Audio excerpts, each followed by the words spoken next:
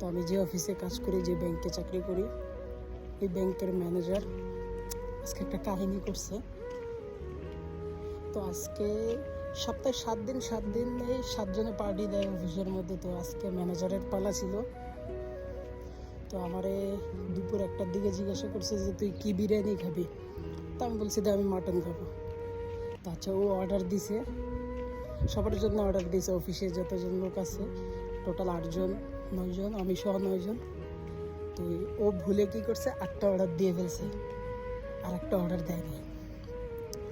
তখন ও 8টা দিয়ে ফেলছে, এখন কি করবে? অর্ডারটা রিসিভ করছি কিন্তু আমি। তখন নিয়ে ওই আমরা যেখানে সবাই খানা খায় ওইখানে ডাইনিং টেবিলের মধ্যে রাখছি। অফিসের ভিতরে একটু জায়গা আছে।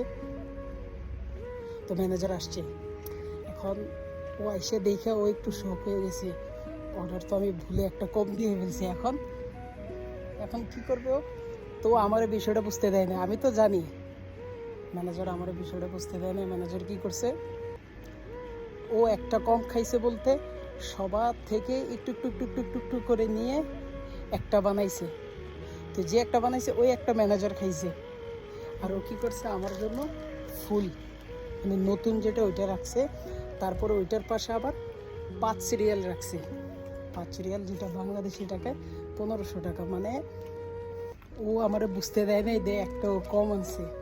তা আসলে আরবিরা আমাদেরকে অনেক ভালোবাসে। আর বলতে গেলে ম্যানেজার এটা অনেক ভালো। আমার সাথে প্রায় দীর্ঘদিন ধরে কাজ করতেছি। মানুষ হিসেবে অনেক ভালো, মন মানসিকতা সব দিক দিয়ে ভালো।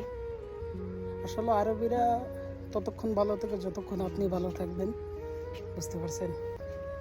তো এটা কোনো শো অফ না, মানে জাস্ট এমনি একটু শেয়ার করলাম আর কি। বিষয়টা একটু আমার থেকে একটু বেশি ভালো লাগছিল। এটা প্রায় সময় এরকম করে, তো ভাবলাম আজকে বিষয়টা শেয়ার করি।